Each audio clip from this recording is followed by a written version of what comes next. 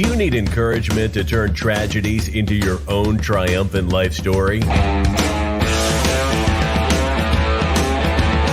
If so, this podcast is for you. Listen to powerful guests who have persevered through challenges so you can gain strength to build your championship life. The host of Professor of Perseverance podcast, Dr. James Purdue. All right. Hey, we're here today, and we're glad that all of you are here, and we already got our guests picking up on the show already. All right. So, and our guests, hey, we talk about people that's overcome adversities and have and struggles and kicked all of it into teeth and come out smiling on the other end and knowing there is a better life. I mean, we struggle. We're going to struggle. When we get past it, we move on and we go to the next thing in life. So today our guest, she's going to share how she can help you turn your baggage into luggage to live the life of your dreams. Welcome to the show, Donna Tashjian. Thank you, James, for having me here. It's my pleasure to be here today. Well, I'm pleased and blessed that you're here to help me and help our listeners, audience, on how we can have a better life, even though we've been through whatever circumstance. So if you just hop on in and... All right. Well, my story, the most difficult story begins when I was at the age of 14. I grew up in a blended family. And at the age of 14, a family member hurt me and I became pregnant. And I grew up in a home that had a lot of religious rules. And where my daughter, who I did raise, is now over 40. So in those days, teenage pregnancy wasn't very accepted at all in my group. And so there was a lot of fear and shame. To say those years are hard doesn't even cut it on how difficult it was. But I did raise her on my own. At the age of 16, I graduated high school. By 17, I was starting full-time employment. And by 18, I was working full-time, raising her, living in my own place, and going to college one night a week. So I had a determination to prove what people were saying was that they were wrong, and that what they spoke over me that was going to occur because of all of this wasn't going to happen. The biggest source of my strength was God. For me personally, that's where my strength came from. But when you've gone through something traumatic like that, there is so much low self-worth, not sure you're worth anything, shame, doubt, fear, all of those things are all part of that type of thing in our life. And I'm sure there's a lot of other things that cause that as well. Was any time of incident, circumstances, dramatic? I mean, it puts a lot of your self-esteem gets lowered because again, you lose control of stuff, and then it builds up to you and makes you bottom out. Yeah, well, and people said all kinds of words. We get called all kinds of things because of whatever somebody else's perspective, and we have to decide if that story is going to be true. I actually, during one of the organizations I was involved in, I got a Perseverance Award. They actually created an award. So I understand that perseverance. That's why I resonated with your podcast, is because sometimes it just takes tenacity to be able to, but I got some tips to help me get through it if you're interested. Oh, yes, we're here to learn. Yes, we're here to learn and get encouraged, and that way we can help the next person that we meet in life. So, yeah, please share. One of the tips that I call that's helped me is I call building my understanding superpower.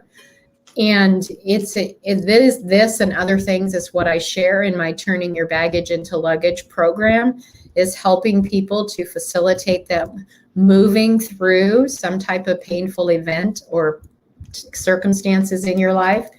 But your understanding superpower is developing our understanding that allows space to see that there could be benefits or growth that can come through everything that happens to us. Everything. There is things that can come out of it that I can get better. I could get stronger. I could be a better me. I call baggage thinking. We say things like, why did this happen? This is not fair. This is not just. This is not right. We may want vengeance. We may want to get back at somebody. We may just be angry. That's baggage thinking. We feel those things, but if I stay there, I get stuck in it. And then we drag it around and we have pity parties and we try to get people to join.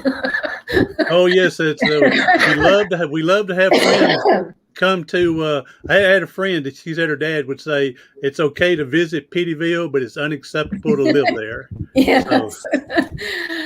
Oh, and luggage thinking says, I can't explain why this happened. I may never understand, but I can use it to grow and become a better me, and in perhaps help other people, which is what I'm doing today. I wouldn't have the capacity or the knowledge to help the women around the world that I'm currently doing if I hadn't with that. And I wouldn't have my beautiful daughter either. So I call it gifts wrapped in sandpaper.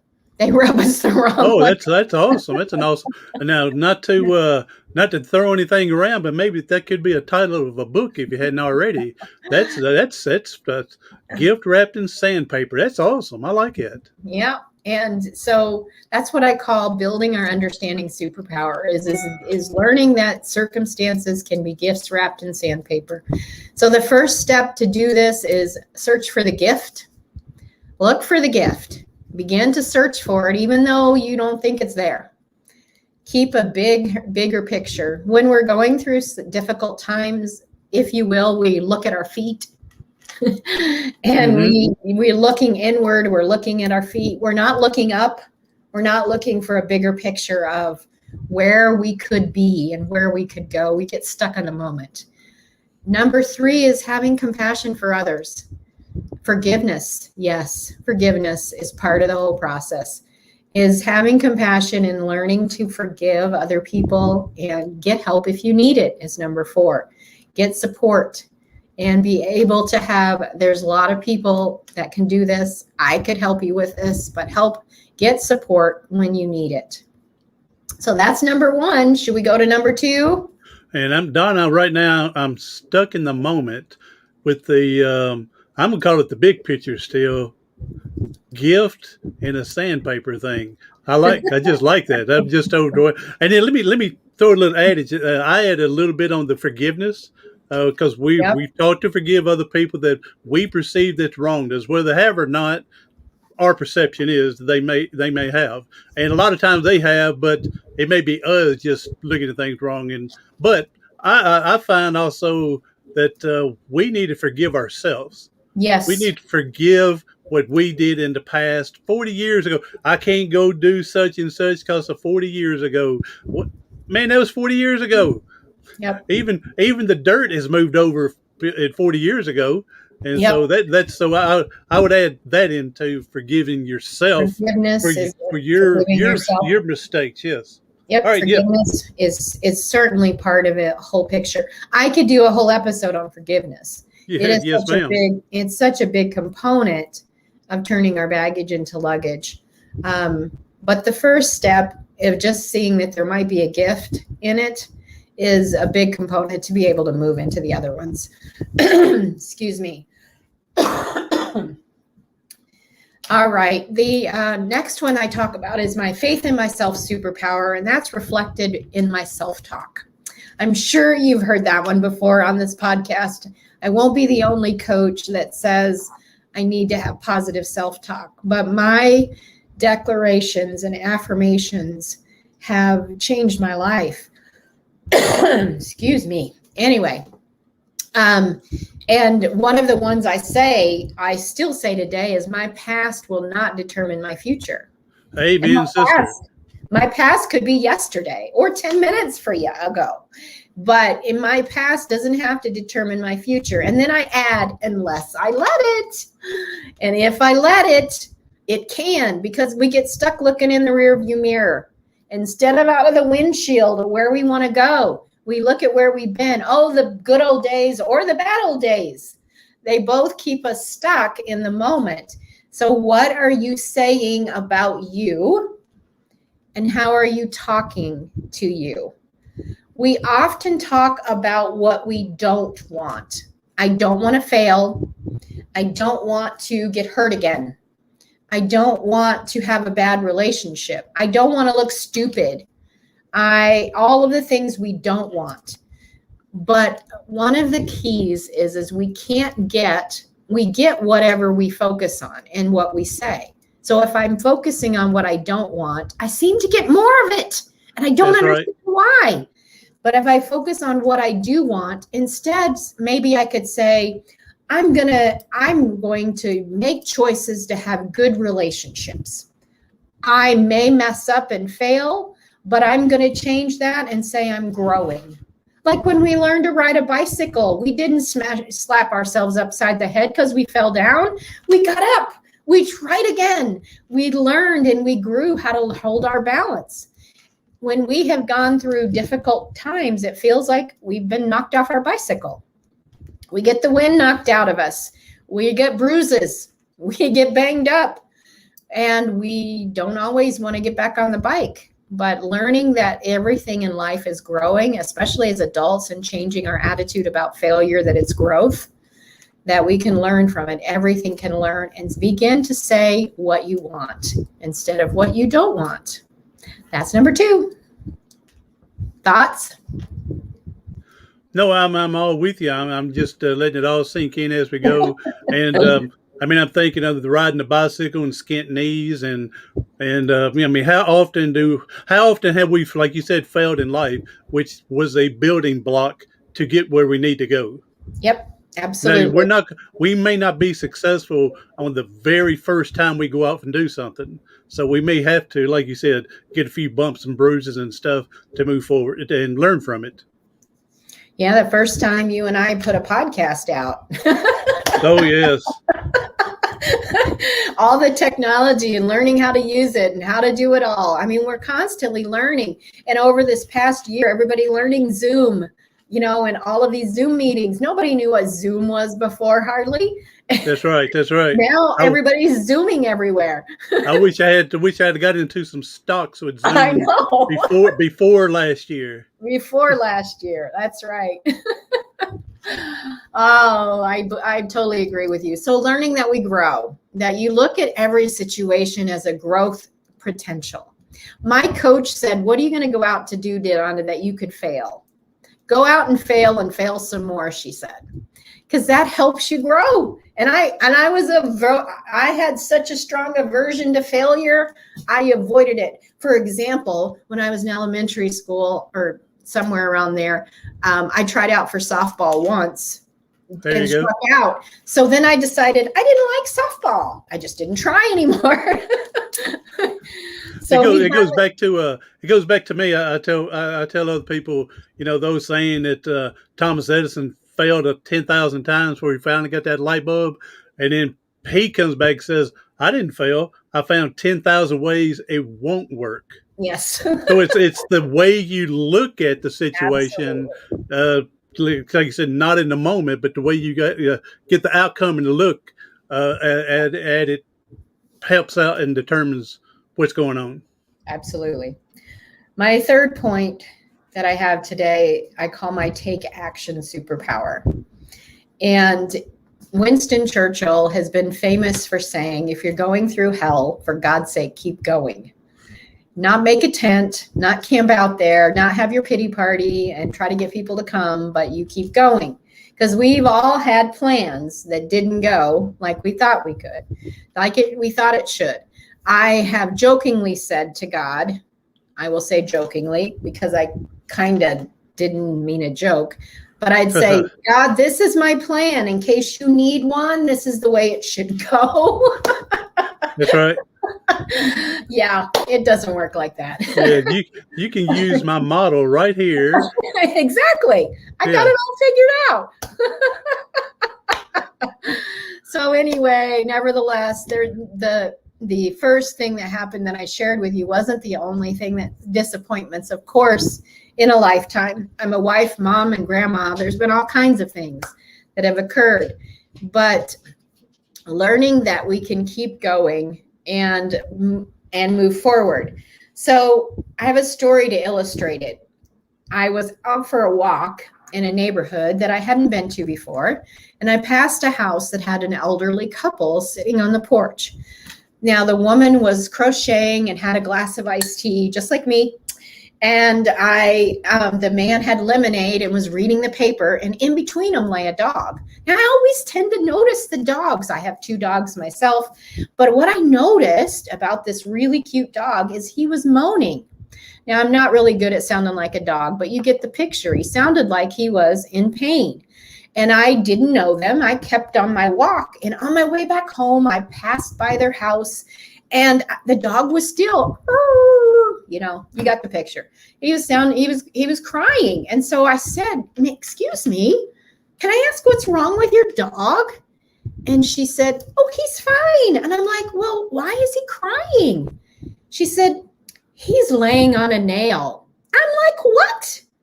Why is he laying on a nail? She said, because it hurts enough to complain, but not enough to get up and move. Yep. So my question is, what's our nail?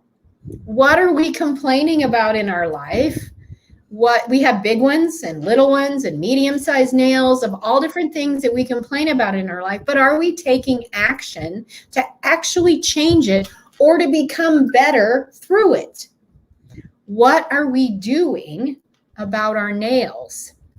So recognize when you're on a nail. Next time you complain, go, I remember what Donna said. That's right. And think about, what action could I take? Or am I going to be like the dog that just sits and complains and doesn't get up and move?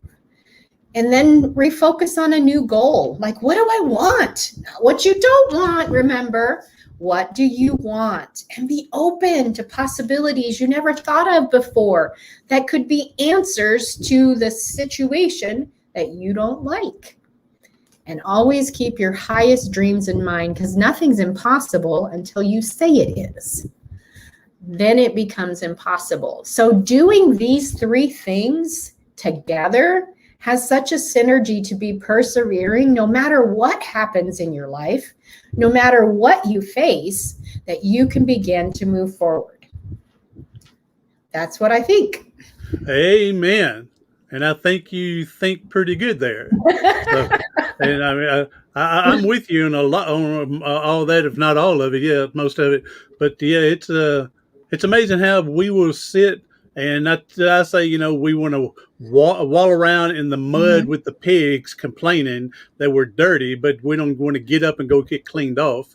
Again, it goes to, you said you had mentioned about your past, something with your past, don't live in the past. And I come up with a mini program, mini courses on my website, and it's your past doesn't have a future, but you do. And so create your future today. And so, I'm all, I've seen too many people that they continuously live, like you said, good or bad. When I think of the good, I think of Al Bundy, and he's always talking about the 4 touchdowns in one game. And here he has been out of high school for 25 years, but you see him always talking about the 4 touchdowns in one game. Yep. And so, so we want to stay there, good or bad, and then we're afraid to go find out what's really out there. Yep. Yes.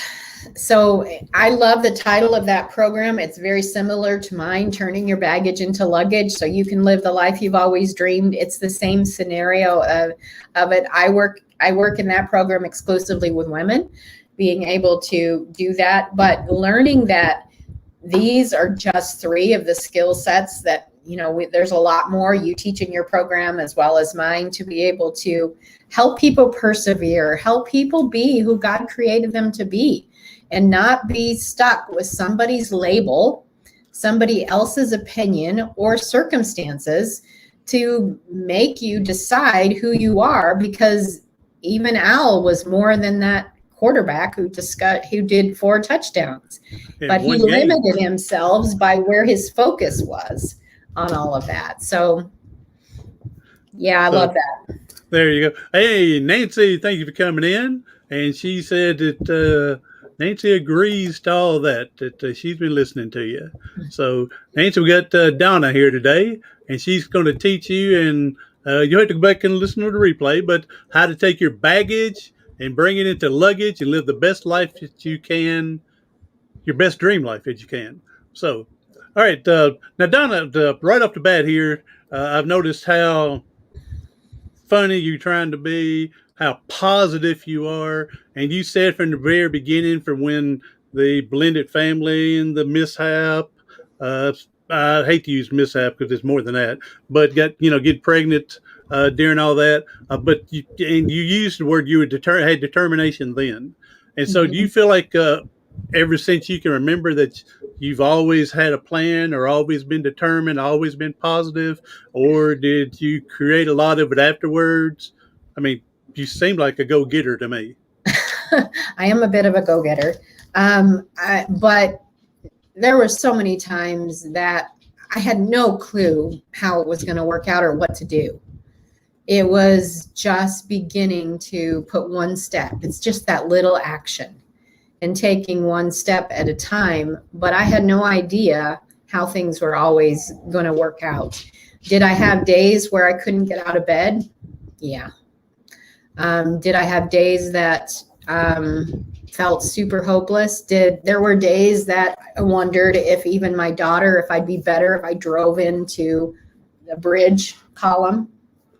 I had those days because I didn't know that I could be a good mom. I was a kid, and it's by the grace of God that she's as amazing as she is, and I survived it all.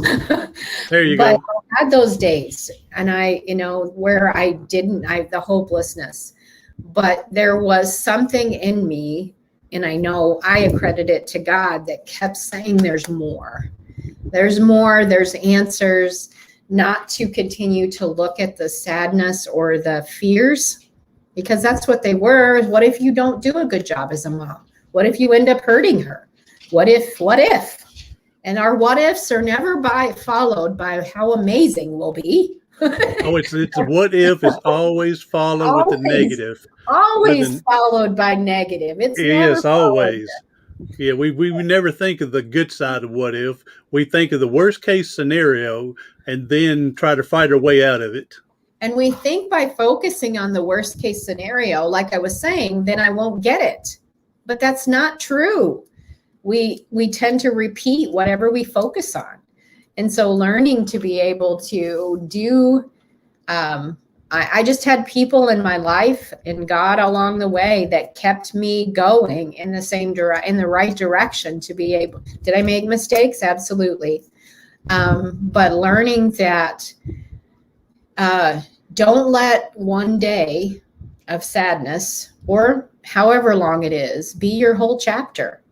You get to choose to get up out of bed and go find the help or resources or one step that we need to take. We have all this information today at the tip of our fingertips. Yeah. So if people think they're going through this alone or by themselves, or the only person that's ever gone through this, they're sadly mistaken. That there's groups out there that are going through what they've been through that can help them. So this was all help. That's true. You're right about that. This is way before the technology. I was going through it. There was no technology. There was no cell phones. There was none of that. And I was in landlines way back then. Oh yeah, party lines. My mother has told me about the party lines when she grew up. Yep. She told me about those. We lived in some rural areas that had some party lines. So, you know, that it's a whole nother world that's available today, but it doesn't minimize anything of the pain people go through. It's just different. And learning that the social media has a way of isolating the pain of people because everything is glossed over, of what it's like. But there is always hope, and nothing is impossible unless you make it. Exactly. And yeah, if even when you feel hopeless, that's when you need to find help as fast as possible.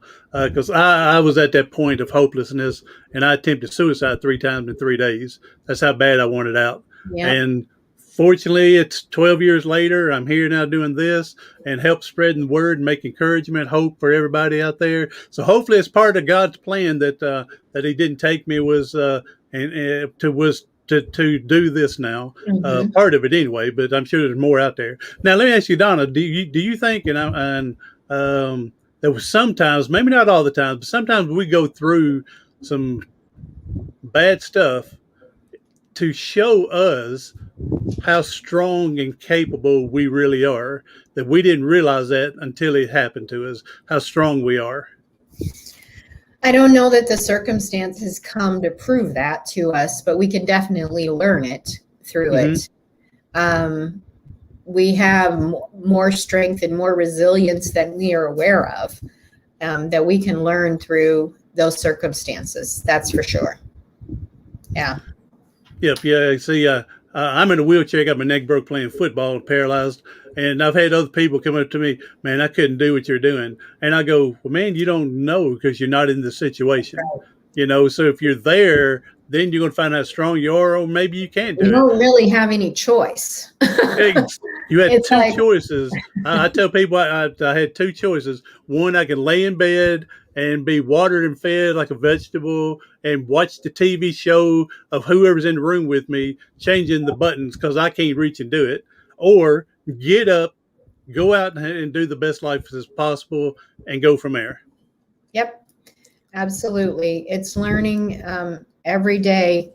It's the same thing, you know. Well, in my mind, I didn't have a choice. Abortion wasn't an option for me, but it's like, I can't make this go away.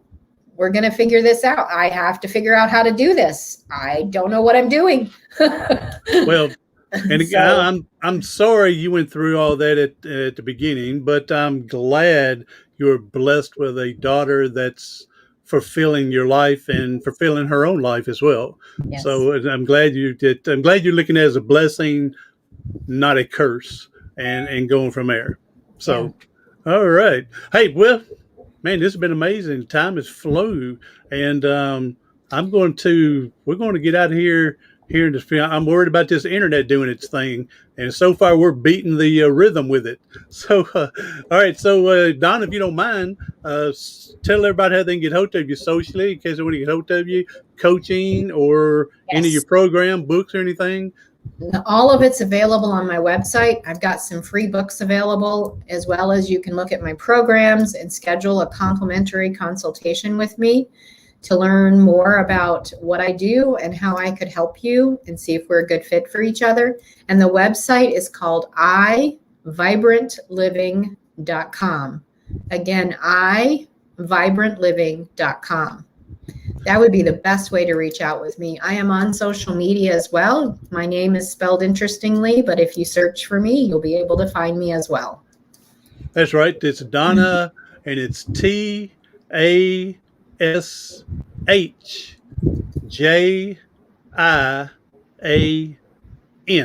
That's right. So you do the Googling, you'll come up with her that way. And I'll go ahead and put what I can find on your social media and your website in the description to make it easier for people to click on as well. So, but Donna, I appreciate you being here. Nancy, what do you think about Donna? Nancy, she's been amazing today. Nancy's one of my faithful followers. She keeps me going for this. I figure if I'm doing nothing else, I'm learning and she's learning and being fired up. If no one else listens, to know that. So you're guaranteed of 2. So hopefully it's going to be more than 2. All right, man. Now, Donna, we know that people are struggling today. And if you can come up with a powerful message to help people get through today, that'd be great. One of the main thing that trips us up is our feelings. I feel XYZ, and you can fill in the blank of all the negative things that we might be feeling that day. And one of the things is we equate who we are with how we're feeling. Like I am depressed, and I am is like an equal sign. You say my name and you say depression, and they're equal. Or I am angry, I am sad, I am whatever. And so a lot of times we follow our emotions as if they're our guide. And what my nugget of wisdom I'd like to just share with you is whatever you focus on creates your feelings. You're more than your feelings. Instead of saying I am depressed, what if we said I feel sad or depressed? I feel angry, as opposed to making it who I am. And if I'm focusing on things that are making me sad, depressed, and angry, I'm going to get more of it. But if I shift my focus and I begin to focus on what I'm thankful for or what might go right, my feelings will begin to align. So my little cliche words that I say or quote that I say I'm known for is focus creates feelings. If you don't like the feelings you're having, what are you focusing on? You have the ability to change your focus and then change your feelings. Amen, sister. Great, powerful word right there at the end. And I'm still in the moment on focusing about a gift wrapped in sandpaper. Man, I just love that title. I love that phrase, and you need to use more of that with it. So, all right, Donna, thank you for coming in. Nancy for coming in. Hey, anybody else that's coming in on the replay, be sure to like and share this out and find somebody. I mean, you don't have to be abused in a blended family and come up pregnant early in life as a teenager. You don't have to be a spinal cord injury, but the message of hope, encouragement is still the same. It's going to help anyone else out there. Hey, be sure to reach out to Donna. Go in the description below. You'll find everything and go from there. Nancy, again, thank you for coming in. Everyone else, do something today, tomorrow, something next week that's going to help you persevere past your paralysis.